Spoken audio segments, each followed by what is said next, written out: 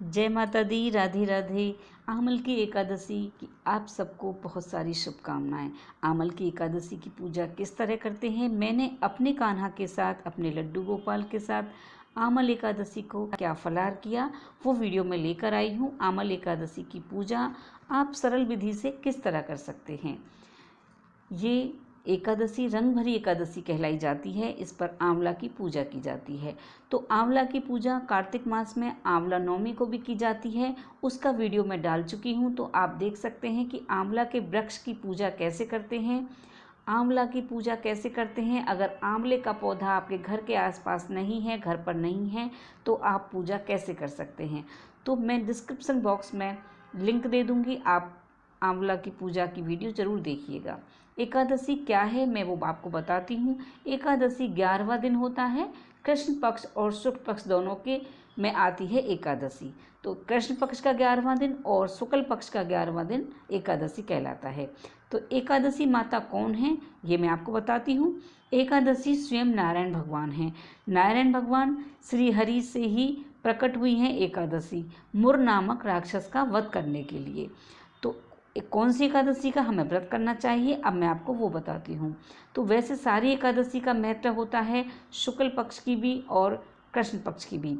लेकिन 3 एकादशी बड़ी एकादशी होती हैं जो फागुन मास में आती है, आंवला एकादशी, जेठ मास में आती है निर्जला एकादशी, और कार्तिक मास में आती है देवठान एकादशी। तो देवठान एकादशी जिस दिन सब देवताओं को जगाते हैं, पूजा करते हैं, हमारे शुभ मंगल कार्य शुरू होते हैं, विवाह शादी सभी कार्य। तो अगर आप एकादशी का व्रत नहीं करते हैं तो ये साल की 3 बड़ी एकादशियों का आप भगवान श्री हरि का, विष्णु भगवान का, लड्डू गोपाल ठाकुर जी महाराज का आप पूजन कर सकते हैं, व्रत कर सकते हैं।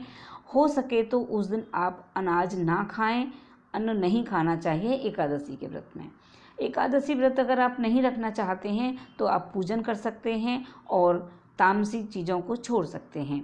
पूजा कैसे करते हैं तो मैं आपको वो बताऊंगी। मंदिर में आप अपना जो घर का मंदिर होता है आप उसको एक दिन पहले ही साफ़ कर लें, या उसी दिन सुबह को स्नान आदि करके अपने जो भी डेली के कार्य होते हैं उनसे निवृत्त होने के बाद आप पूजन मंदिर साफ़ कर लें और आप भगवान को पंचामृत से स्नान कराएं। जो एकादशी पूर्णिमा होती है, अमावस्या होती है, उस दिन आप भगवान को, श्री हरि को, लड्डू गोपाल को, या आपके पास राधा कृष्ण की जुगल जोड़ी है, जो भी भगवान आपके पास हैं, आप उनको पंचामृत से स्नान कराएं, भगवान का श्रृंगार करें, उनको भोग अर्पित करें, फल मेवा नैवेद्य आदि अर्पित करें, घी का दीपक जलाएं, विष्णु सहस्त्र नाम का पाठ कर सकते हैं, आप कहानी सुन सकते हैं। और इसका कहानी का बहुत जो कहानी सुनने का जो महत्व होता है वो बहुत बताया गया है। अगर आपके पास कहानी की पुस्तक नहीं है तो आप श्री हरि विष्णु भगवान के मंत्रों का जाप कर सकते हैं।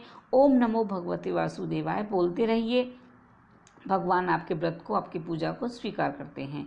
अगर आप हॉस्टल में रहते हैं, नाइट शिफ्ट करते हैं, या आप बाहर कहीं रहते हैं, तब भी आप भगवान की पूजा कर सकते हैं अपने मानसिक रूप से।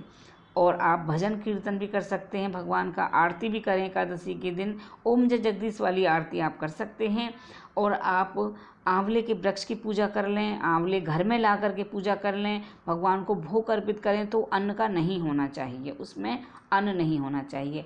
अगर आपको आंवले ना मिलें तो आप आंवले का मुरब्बा, च्यवनप्राश, हमारे जो ऋषि हैं, च्यवन ऋषि हैं, उन्होंने हमारे लिए बहुत अच्छी सुविधा कर दी है कि हम च्यवन, जो हमारा ये आंवले का मुरब्बा होता है, च्यवनप्राश होता है, हम उसका दान भी कर सकते हैं इस दिन ज़रूरतमंद लोगों को। और इस दिन हमें अन्न तो खाना ही नहीं चाहिए। और ये व्रत इतना श्रेष्ठ होता है, संपूर्ण व्रतों की जननी होती है एकादशी का व्रत। एकादशी व्रत धारण करने में कभी भी विलंब धारण नहीं करना चाहिए।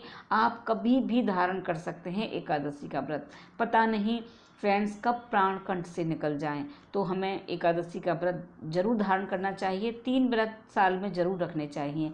जिस एकादशी में थोड़ी दशमी होती है, थोड़ी द्वादशी होती, मिक्स होती है, ऐसी एकादशी अपने आप में बहुत शुभ होती है। तुलसी माला, और उस दिन हम दीपदान करना चाहिए तुलसी माता में। तुलसी माता को भी हम धारण कर सकते हैं, लेकिन ये सब नहीं कर पाते हैं, तो आप तुलसी माता को धारण ना कर सकें तो आप भगवान के पास एक तुलसी माला रख दीजिए, जिससे कि अगर आपके पास तुलसी दल, तुलसी का पत्र नहीं होता है भोग लगाने के लिए, तो माला आप मंदिर में अपने लड्डू गोपाल ठाकुर जी महाराज के पास रख सकते हैं। और तुलसी माता को सुबह और संध्या काल में दीपक जरूर जलाना चाहिए। शालिग्राम भगवान की पूजा करनी चाहिए, संकल्प करना चाहिए। संकल्प करते समय बोलना चाहिए, हे प्रभु, आज एकादशी के दिन में व्रत करना चाहती हूँ या करना चाहता हूँ, मेरे मन में संसार की कोई भी भोग विलास ना जागृत ना हो। आपकी शरण में हूँ प्रभु, मेरे ऊपर कृपा करना। इस तरह श्री हरि भगवान से प्रार्थना करें। आप हल्ला ना मचाएं कि मेरे एकादशी का व्रत है तो ये है वो है, ऐसे नहीं करना चाहिए। बहुत सुख मिलता है। तो इस तरह से आप एकादशी का व्रत करें, पूजा करें, बड़ा सुख मिलेगा। भगवान जी का पूजन करने में कभी भी हमें विलंब नहीं करना चाहिए। और आप चाहें तो आंवले की लकड़ी से उस दिन हवन भी कर सकते हैं। तो देखिए, मैं आपको दिखा रही हूँ कि मैं अपने भगवान का एकादशी के दिन किस तरह स्नान कराती हूँ और श्रृंगार करती हूँ। तो ये जो मैंने पात्र ले रखा है ये स्टील का है, और मेरे पास तांबे का, कांसे का बहुत पात्र हैं, लेकिन ये बिल्कुल नया कोरा था, तो मैं इसी में भगवान को स्नान कराऊंगी आज। और ये मैं पंचामृत से स्नान करा रही हूँ। कच्चा दूध है, दही है, शहद है, घी है और गंगा जल है। अगर आपके पास गंगा जल ना हो तो जो शुद्ध जल होता है आपके घर का पीने का, आप उसी में तुलसी दल डालकर भगवान को स्नान करा दें।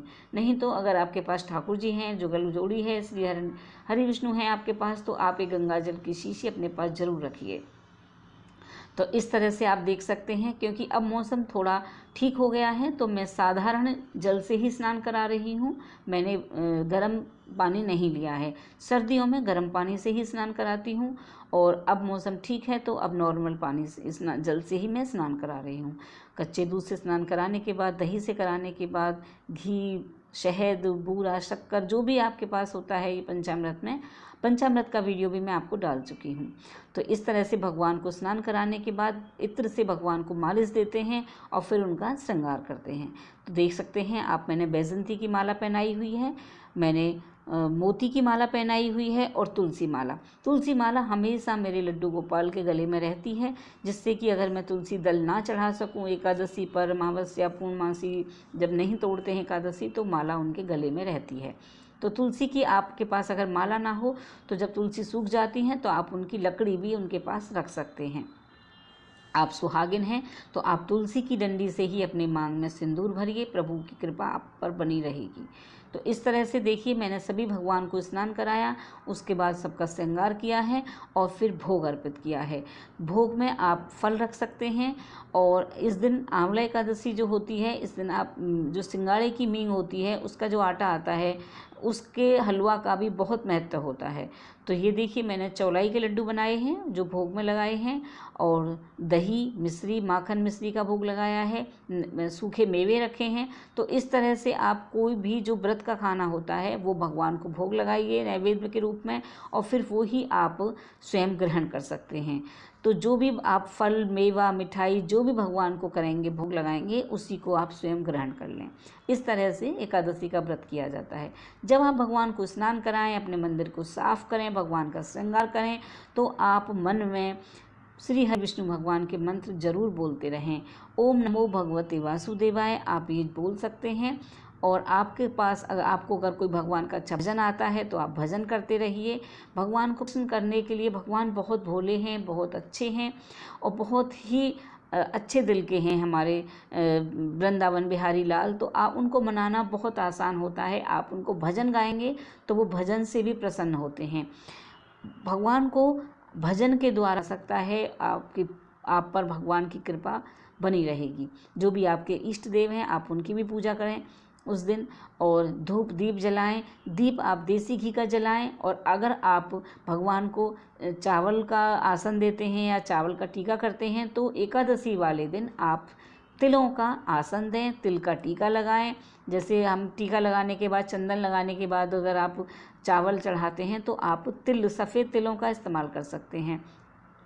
अगर आपको भगवान पर आप चावल चढ़ाते हैं तो उसमें आपको पाप के भागीदार बनेंगे। एकादशी पर कभी भी ना चावल खाए जाते हैं, ना दान किए जाते हैं, ना ही हम पूजा में उनको इस्तेमाल करते हैं। तो हमें चावल का त्याग करना होता है एकादशी के दिन। और द्वादशी के दिन आप चावल का दान भी करें, और जैसे कि कच्चे चावल दे दें, या आप चावल बना करके भगवान को भोग लगाने के बाद, पारण करने के बाद ही आप अपना व्रत खोलें। तो इस तरह से आप देख सकते हैं कि भगवान के साथ होली खेली जा रही है, फूलों की होली। वृंदावन बिहारी के साथ लड्डुओं की होली होती है, लड्डू मार होली, रंग वाली होली होती है, लट्ठ मार होली होती है, और फूलों की होली होती है। तो आप देख सकते हैं कितने सुंदर लग रहे हैं मेरे कान्हा, मेरे ठाकुर जी का श्रृंगार मैंने किया है, बहुत सुंदर लग रहे हैं। केसर का टीका दिया था, चंदन का टीका दिया था, जो कि पता नहीं क्यों वीडियो में दिख नहीं रहा है। तो मैंने केसर का पहले भी वीडियो आपको दिखाया है। मैं केसर का ही भगवान को तिलक देती हूँ। केसर की जो पंखुड़ियाँ होती हैं वो अगर आप चांदी की कटोरी में रख कर और आप थोड़ा सा गंगा जल डालकर उनको थोड़ा सा घिसेंगे और उसका टीका भगवान को देंगे तो वो स्वर्ण बन जाता है। तो इस तरह से आप देख सकते हैं जुगल जोड़ी कितनी सुंदर है, और इनके साथ होली खेलने का सौभाग्य जिस भक्त को मिलता है वो धन्य हो जाता है। ये आप देख सकते हैं सिंगाड़े के आटे की ही मैंने पकौड़ियाँ बनाई हैं, जो दही के साथ या दूध के साथ, केसर दूध के साथ भगवान को भोग लगाया है, और वो ही व्रत में मैं खा लूँगी। ये आंवला दीपदान है। आप इस तरह से आंवले में दीपक, रुई की बत्ती घी वाली रख करके भगवान को मंदिर में या अपने घर के मंदिर में, आप अपने तुलसा जी के गमले के पास इस तरह से दीपदान कर सकते हैं। आंवले के दीपदान की पूजा, ये वीडियो मैं आपको दे चुकी हूँ। तो आप मेरे चैनल पर विजिट करेंगे तो आपको आंवले की माला भगवान को कैसे पहनाई जाती है, आंवले का दीपदान कैसे किया जाता है, ये वीडियो आप ज़रूर देखें।